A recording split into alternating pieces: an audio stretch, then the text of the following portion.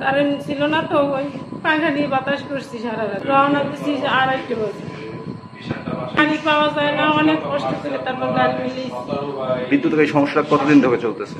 তো অনেক দিন ধরে বিদ্যুৎ না থাকার কারণে অস্থির লাগতেছে। আপনার 12:30 থেকে কারেন্ট নেই, জেনারেটারও নেই, শুধু মনে হয় আইপিএস হয়তো বা লাইটগুলো জ্বলতেছে, ফ্যান চলতেছে না, মানে যেটা জরুরি ওইটাই নেই।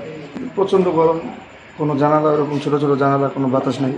State University of Bangladesh. Admission going on. Please confirm your seat. 50 সিটের বেড, এখানে রুগী আছে 200+। তারপর 200+ রুগী আছে এখানে। বিদ্যুৎ নেই, প্রায় 3 ঘন্টা হয়েছে বিদ্যুৎ নেই।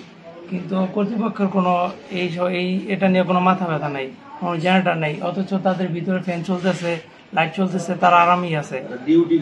আমাদের যে রুগী আছে দেখছেন, ঘামে অবস্থা অনেক খারাপ, স্যালাইন দিয়ে সময় রাখছে। এটার একটা ভালো সংস্কার এতটুকুই জানা বলে। কারেন্ট না থাকার কারণে অনেক অসুবিধা হইতেছে, কিন্তু হাসপাতালে তো থাকাটা প্রয়োজন।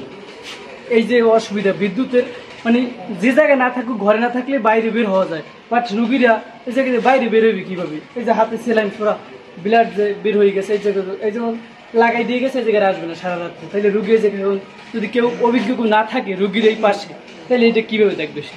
অবশ্যই এটা তো মাস্ট থাকা প্রয়োজন, যেহেতু এই জায়গায় দেখেন আলো নাই কোনো জায়গায়, একটা ফ্যানও চলতেছে না, কোনো অসুবিধা তো বুঝাই যায় যে। হ্যাঁ, সমস্যা তো এই পাঙ্খা লাইট দেখেন না, স্বাধীন বসে আছি এই পাঙ্খা নিয়ে। সম্পর্কে আমাকে প্রশ্ন করলেন করতে পারবো না, এটা আমার ঊর্ধ্বতন কর্মকর্তা যারা আছে তার সাথে কথা বলতে।